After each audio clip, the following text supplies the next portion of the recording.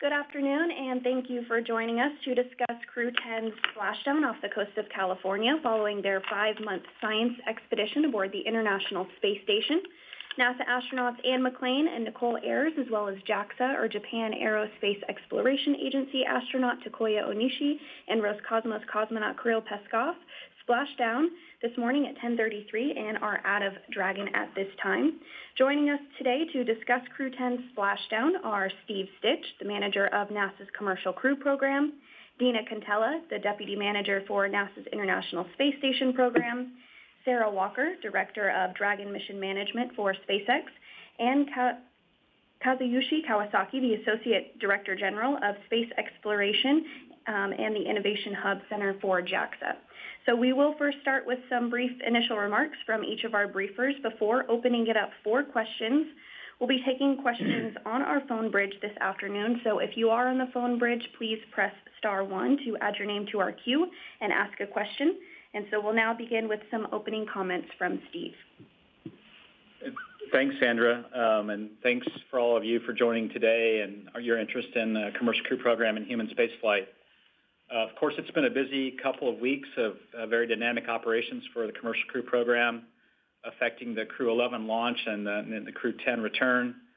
Really want to thank SpaceX, the ISS program, all the international partners for their great support, and in particular, with our West Coast landings, a lot of partnership between the FAA, the Coast Guard, the Navy, and the DoD. There's a lot of busy airspace around the Pacific area, and in particular, we had great coordination with the U.S. Navy and Air Force to deconflict a lot of activities on the West Coast for our first Pacific recovery for CCP. We could not have done it without the great partnership of all those teams. We are thrilled to have the crew back on Earth and safely on the ship. I suspect the next big activity will be to have them helo off the ship. We expect the helo to land in the next half hour or so, and the crew's doing well, and then they'll return to the FBO at Long Beach and then make their way back to Houston today. So the crew's doing well and the vehicle's doing well, so it's great to have them back. Overall, it was a very clean undocking yesterday, and then the phasing profile and the reentry and landing, the orbit burn today was all very nominal. The deorbit burn worked perfectly. This is the first time for the Commercial Crew Program we deorbited with the trunk, the fourth overall for SpaceX. And again, the whole activity of moving to the West Coast was really to protect the public and avoid leaving the trunk on orbit, and that's been working out very well for us. So the parachute performance was really good. We didn't really see anything off nominal with the drogue performance, the two drogues or the four main parachutes.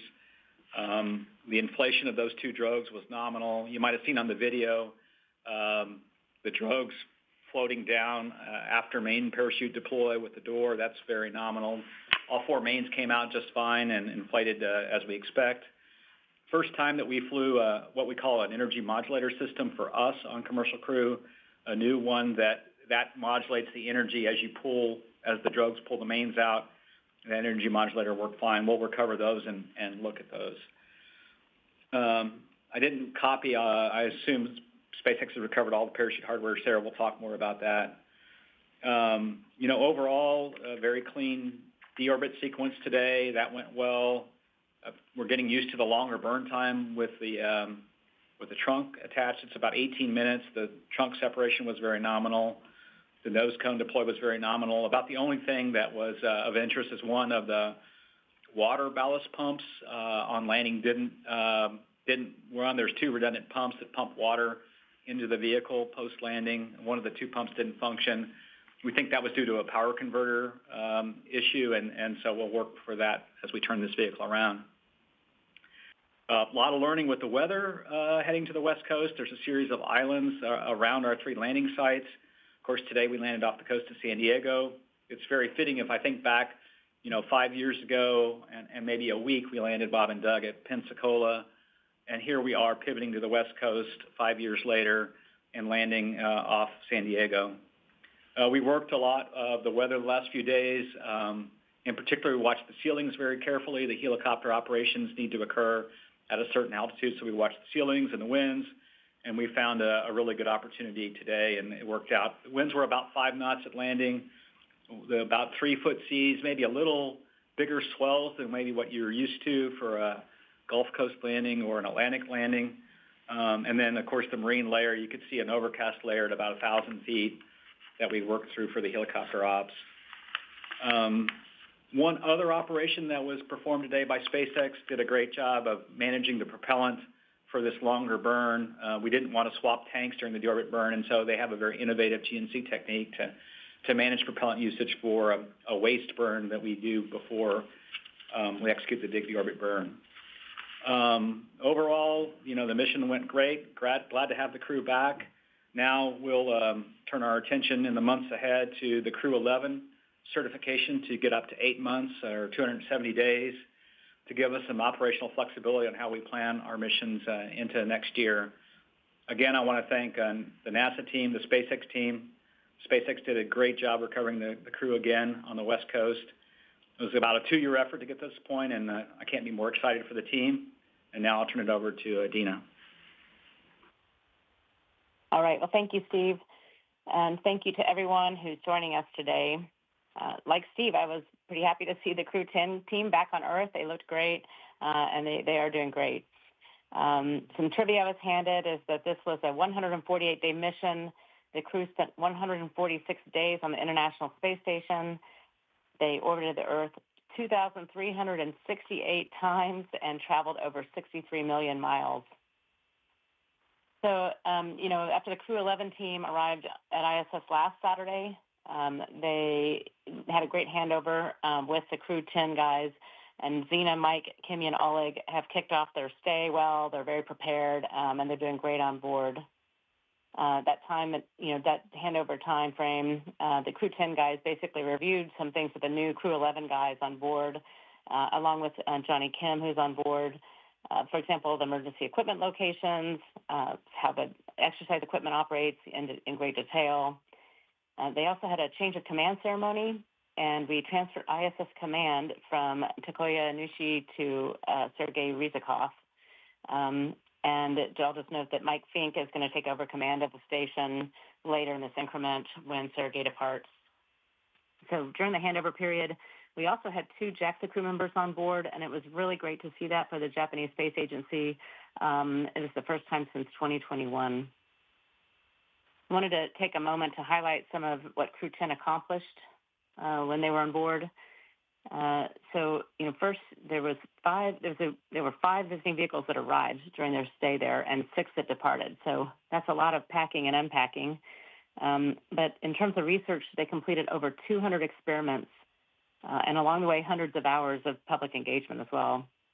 And their research is going to help us in going to the moon and Mars, and some of it was targeting furthering our efforts to enable a commercial low Earth orbit industry.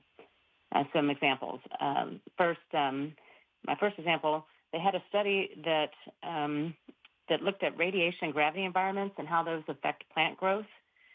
Specifically, there was some data that was gathered during their time frame, Crew-10 time frame, and they're going to compare that data with data from plants flown aboard the Polaris Dawn mission. That was a SpaceX mission which flew deeper into space, higher altitude than ISS does relative to the Earth. And they're going to study the difference that those conditions make in the different orbital altitudes. Another interesting experiment that Crew-10 did, they studied microgravity effects on the protein yield of microalgae. And so this is something that can help us with meat and dairy alternatives that can be sustainable during longer duration space missions. And then just this past week during handover, Nichole conducted an experiment called Sailing to the Stars. And in this one, she deployed some small sails out of cubes. She was inside the cabin, just trying to understand how sails deploy in microgravity. And that'll help us with future spacecraft and cube satellites. Also, if you recall, Ann and Nichole conducted a successful spacewalk back on May 1st. It was Nicole's first spacewalk and Ann's third. And during that spacewalk, they relocated a space station communications antenna. They installed brackets for future solar array upgrades, and they installed a power jumper. The looking ahead station continues to be busy, and so hot on the heels of the crew arriving, CRS-33 is going to launch later this month. It's a cargo flight, and it has the new reboost capability associated with that. Then after that, in September, we've got Progress 91 undock and Progress 93 launch. Northrop Grumman has got a flight called NG-23 that's happening in September. It's a cargo flight. And we have JAXA's HTVX maiden flight in October. And all of these are very important cargo flights for us. Looking forward to all of them. And then our next crew exchange will be on a Soyuz, which is a Russian spacecraft, in late November and early December. So we will be celebrating 25 years of continuous human presence on board ISS in November. I really want to thank the amazing international ISS teams that ensure our continued safe operations. And I would like to thank the extremely dedicated SpaceX Commercial Crew Program, Coast Guard, FAA, Navy, all the teams that ensure that these Dragon crew rotation missions reliably get our crew to and from ISS to conduct our unique mission. And with that, I'm going to hand it over to Sarah. Thanks, Dina. Well, I'm excited to join everyone today in welcoming Dragon and Crew-10 safely home after, Dina, I think you said 147 days on orbit. For us, each and every mission is unique and meaningful here at SpaceX, and that certainly goes for Crew-10 as well. So Crew-10 represented a full circle of Dragon innovation and how collaboration helps make human spaceflight possible. This mission is truly the perfect example of human spaceflight being the ultimate team sport. Let me explain. So in March of 2019, we launched our first Crew Dragon demonstration mission, Demo 1, to the International Space Station with our zero-G indicator Little Earth on board. We've been flying cargo missions to ISS for many years already, but the intent of Demo 1 was to demonstrate SpaceX's capabilities to safely and reliably fly astronauts to and from ISS as a part of NASA's Commercial Crew Program. So it was a new configuration of Dragon with seats and consoles instead of cargo racks, and a brand new launch escape system to protect the crew on board in the event of any in-flight issues with the launch vehicle. And on board ISS at the time, awaiting Dragon and Little Earth, Crew Dragon's first passenger, if you will, was NASA astronaut McClain, who had worked with SpaceX teams years prior to provide that critical crew perspective as we finalized the design. So she helped us with development. And then if you look on the NASA Flickr, you'll see tons of photos that Anne sent down to us during the Demo 1 mission of Little Earth tagging along as she put on her spacesuit and looked out the cupola window and drank her coffee from a pouch, and even as she exercised. I'm sure she's going to be embarrassed if she listens to this, that I'm talking about all this. But suffice it to say that it feels incredibly full circle now, that 10 operational human spaceflight missions later on behalf of NASA, and here we are welcoming her home from her most recent trip to space, this time on Dragon. And it was also our pleasure and our honor for Dragon to be the inaugural space flight for Nichole and Kirill, and to fly Takuya to the space station for the third time, this time being the commander of ISS. Moments like these never get old, and I look forward to hopefully flying all of you again in the future. Today's return this morning was nominal. Dragon is healthy. The parachutes performed as expected, as Steve said. This was the first West Coast recovery for our commercial crew mission after we moved Dragon recovery operations to off the coast of California earlier this year. So the crew is on their way home now, and soon the recovery teams will start to ready Dragon for its next flight. As mentioned during our post-launch briefing, we're already looking ahead to the launch of CRS-33 in just a couple weeks. It's targeted to be our 50th Dragon launch to the International Space Station. And if you can believe it, we've got our flight readiness review for that mission in a few days. I think it's on Tuesday. So no rest for the weary, although I would call the SpaceX team anything but weary. We're about as gung-ho as it gets to be a part of all this. But I look forward to talking to you more about the CRS-33 mission during that next briefing right before that launch. And I want to extend a huge thank you to everyone involved, NASA, JAXA, Roscosmos, and all the West Coast entities that helped support today's recovery operation and made it a safe operation. So welcome home, Crew-10. We're excited to have you back on Earth. And with that, I'll pass it to Kawasaki-san to share some words. And I just want to say it was an honor to get to know you better at the Crew-11 launch last week, and look forward to your opening remarks, Kawasaki-san. Thank you, sir. My name is Kazuyoshi Kawasaki, Associate Director General of JAXA. I'm in charge of human spaceflight and space exploration. First, on behalf of JAXA, I'd like to express my sincere gratitude to all the leadership of NASA SpaceX and the excellent team who've been devoted to this mission. I really feel relieved to see the perfect return of Crew-Dragon that carried Nichole, Kirill, and Takuya safely and very smoothly. For Takuya, the delay due to the weather was good extra days, and I think he enjoyed these days so much. And Takuya completed his second long-term mission and returned safely to Earth. His total time spent in space is now 263 days. During his long stay, he said, bringing out the full potential of Kibo as his mission message. Under this message, he eagerly worked on Japanese experiment module Kibo to implement its experiment and the technical demonstration of Kibo. I think that the result of these experiments and the demonstrations will be extremely beneficial for the future life on the Earth and space exploration of the Moon and Earth. He did everything he could on the ISS as well as on Kibo. In addition, preparation for the communication system that is called PROX for the arrival of the HTV-X1 at the ISS were also conducted without any problem. HTV-X1 is the next generation cargo transfer vehicle to the ISS. And this, if HTV-X1 arrives at the ISS during another Japanese astronaut Kimiya Yui's stay, I believe that Kimiya will be capturing the HTV-X1, and I heard that he is eagerly looking forward to the capture.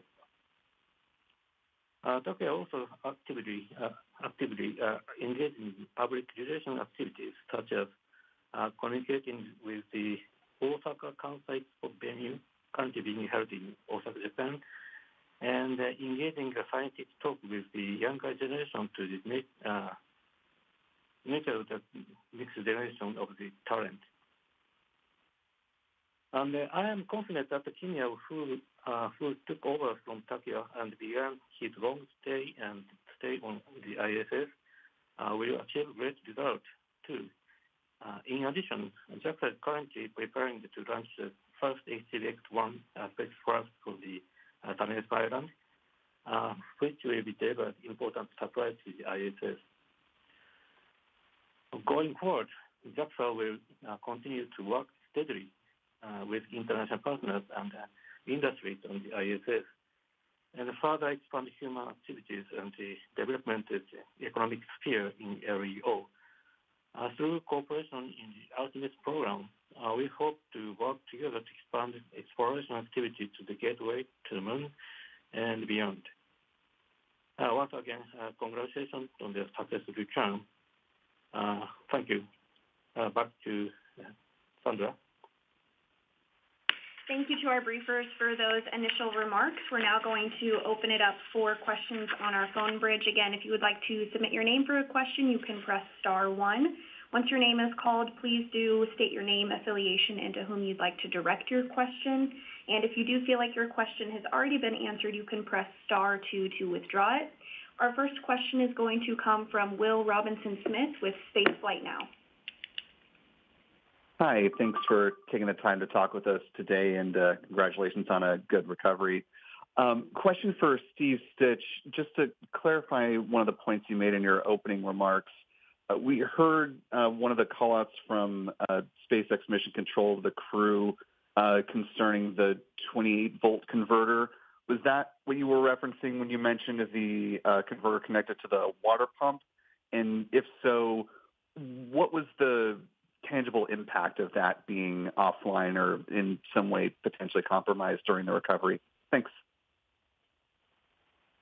Yeah, good question. Essentially, there was no impact for having one of the two water ballast pumps down. Essentially, what happens post-landing is there's two redundant pumps that pump water into a bag that allows the CG of the vehicle to be more stabilized and make it a little bit more stable in the water. The teams are still looking at all the data. It looks like for some reason it was not drawing that one pump that did not, the data function wasn't drawing its power from two redundant power converters for some reason. So for some reason there was an issue with one of those power converters. We're not sure if it's related to that other call. I think it probably is, but we need a team to go sort through it a little bit. And that was one message that the crew got, that the SpaceX ground team did a good job of relaying information to the crew about. So hopefully I answered your question. Thank you. Our next question is from Jeff Faust with Space News. Good afternoon. Question for Steve and Dina. You mentioned the ongoing work to certify an extended stay for Crew Dragon at Space Station. At what point do you need to make a decision on how long Crew 11 will stay at the station in order to plan for Crew 12 and other station operations? Thanks.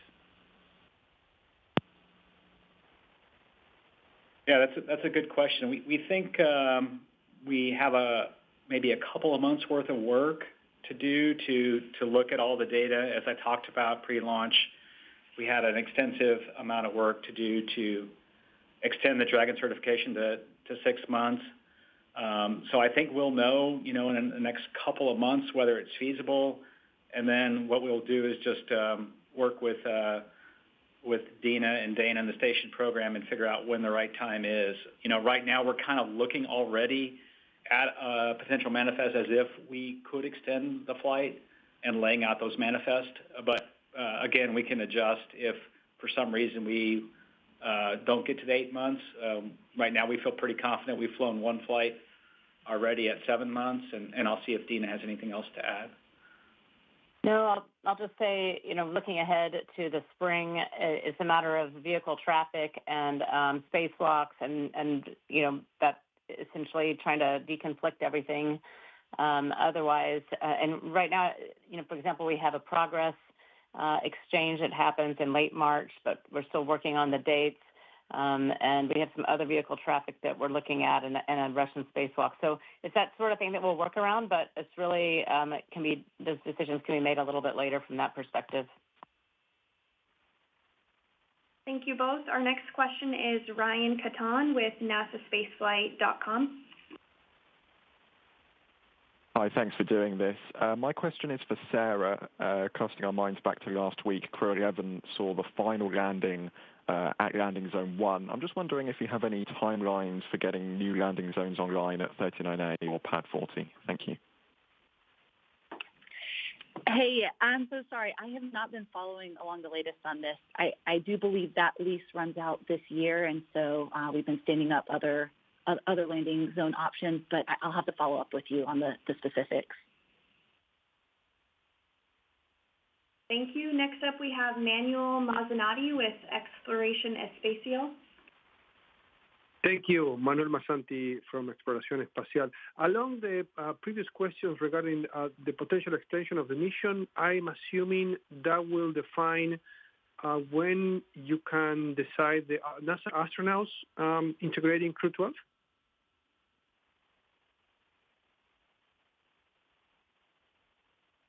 Yeah, I think we'll have an announcement, maybe in the next couple of months on who the Crew 12 astronauts are. I don't think it really has to do with the mission duration. We just need a little bit more time to release those, and so hopefully in the next couple of months we would be able to release the Crew 12 crew complement. Yeah, I think actually looking at all the puts and takes, and what we're trying to do is make sure that we fully understand all the cargo that we have on board, everything that we're doing in the next year.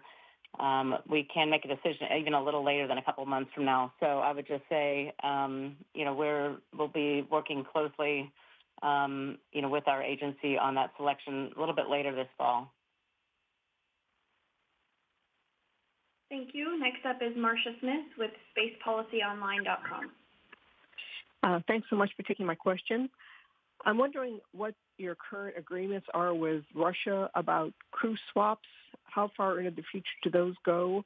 And did you make any new agreements when Bakanov was here about crew swaps or any other aspects of space station operations? Well, first of all, I'll address the second part of the question. We did have a good exchange between the two agencies and our cooperation, continuing on ISS.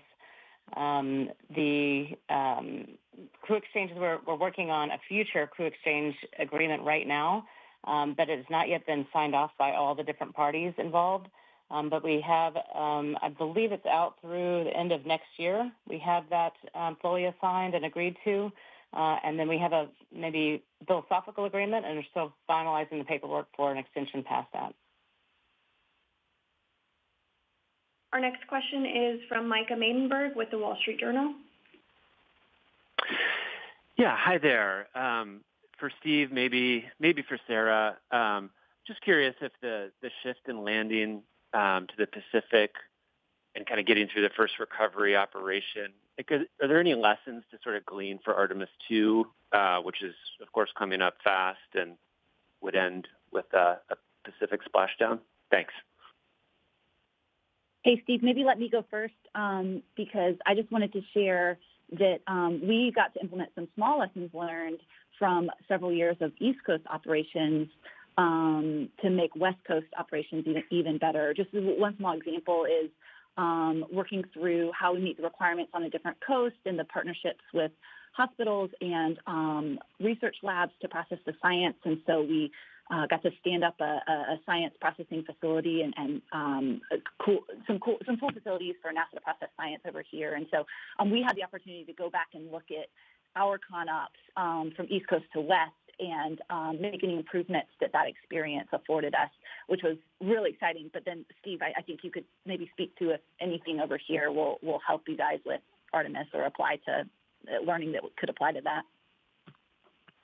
Yeah, thanks, Sarah. Of course, the concept is a little different for Artemis recovery with the Navy well deck vessel that essentially Artemis or the spacecraft is towed into. So I know they've been practicing multiple times over multiple years for that operation. But in particular for this flight, we did fly two U.S. Navy helicopters from the Navy with NASA personnel on board to take imagery of the parachutes, and that was done specifically.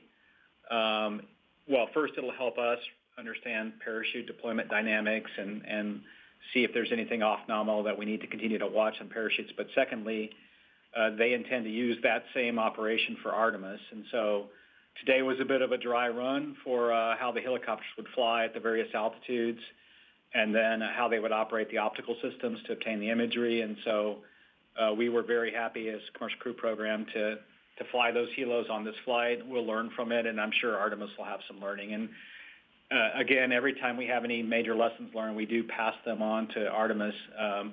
The recovery operations are a little bit different, and but anything that we can do to share information, they use the same, not for primary recovery, but if there's a crew rescue that's required for a worldwide rescue, Artemis uses the same capability that we have pioneered working with the Department of Defense across the world, and so we continue to pass lessons learned from the use of those assets as well.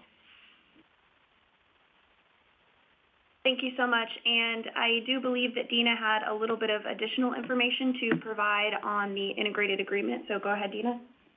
I do. Yep. So looking it up from a Soyuz perspective, we have an agreement out for Soyuz launch in 2026, which lands in 2027. And then we have SpaceX launches for integrated crew up to one flight in 2027 and are working on the flights after that. Thank you for that extra information. As a reminder, if you are on the phone bridge, you can press *1 to submit your question. It looks like we do have a follow-up from Will Robinson-Smith with Spaceflight Now. Yeah, thanks for allowing a follow-up. This one to Sarah and Dina as well concerning Cirrus-33. Sarah, with the Dragon going to be performing boost operations on station, I imagine there's going to be, of course, more propellant on board that vehicle. And so I wonder what exactly is the increased volume of prop on that Dragon? And then to either Sarah and or Dina, what does that mean as far as the trade-off for how much cargo and supplies can be sent up to station with the additional propellant that's flying? Thanks. Hey, so I would call the boost mission one small part to supplement a huge internationally collaborative operation, right? So altitude maintenance or orbital maintenance is something that ISS continuously has to perform. That's largely performed by the Russian segment. But now we're in a season where there's other objectives. I know ISS, and Dina, maybe you can talk more about this, is trying to store up reserves on ISS to prepare for eventual deorbit. And so we're also in a season with pretty unprecedented solar activity. That's kind of a cyclical activity where it creates more drag on the space station, and you have to do more of these maneuvers. So we're providing some supplemental props to perform 4 or 5 burns for ISS for different activities, be it just altitude raise or to position ISS for a specific dynamic activity. So just trying to help out during this season of high drag. And I think we're performing 4 or 5 burns. It imparts something like 9 meters per second of delta V to the integrated stack of ISS with this one trunk module. Okay, and then I don't have the details on the volume of propellant stores, but I'll just add that this is a really significant mission for us, being able to show that we can reboost using the SpaceX trunk from the forward end of ISS. It's a big integrated spacecraft scenario, essentially working closely with our Russian counterparts. This particular mission, is a much longer SpaceX mission. This allows us to keep the vehicle on board, has us keeping the vehicle on board through the end of December at least, while we work to perform all those burns and boost the ISS and use as much propellant as possible. We're trying to really help build up the Russian segment propellant stores. As Sarah mentioned, it's a very high solar cycle happening right now, and so any additional help we can provide to do that is great.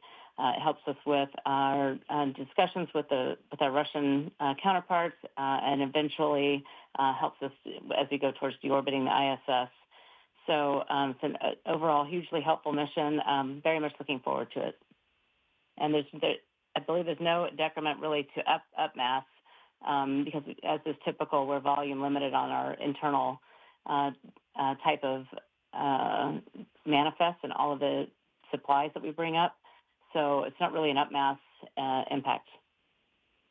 Yeah, that's right. A full capability in the capsule. This module, this boost module displaces the opportunity to fly external payloads in the trunk, but full cargo capacity in the pressurized section.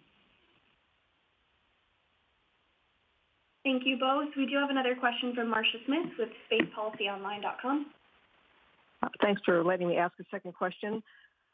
It's to Dina and perhaps also to Kawasaki-san. I'm wondering, following up on Will's question, can you compare how much Cargo Dragon is going to be able to reboost space station versus Northrop Grumman Cygnus? Because that's been used twice, I think, for reboost. And I'm curious if HTV-X also could be modified some way to provide reboost if you needed it. This is about, this boost trunk kit provides probably about 3 times or so more capability than a Northrop Grumman vehicle does. And in terms of the amount of delta V, in terms of the amount of meters per second that we get out of the ISS. So from an HTV-X standpoint, that is not specifically something they are targeting, but I'll be happy to hand it over to Kawasaki-san. Oh, thank you. That is correct. We don't have any capability to reboosting right now. Thank you.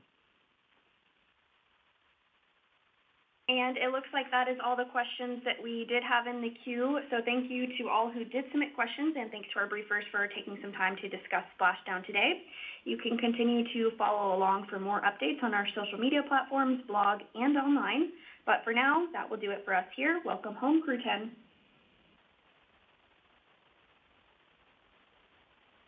Thank you. That does conclude today's conference call. We appreciate your participation. Have a wonderful day, and you may disconnect.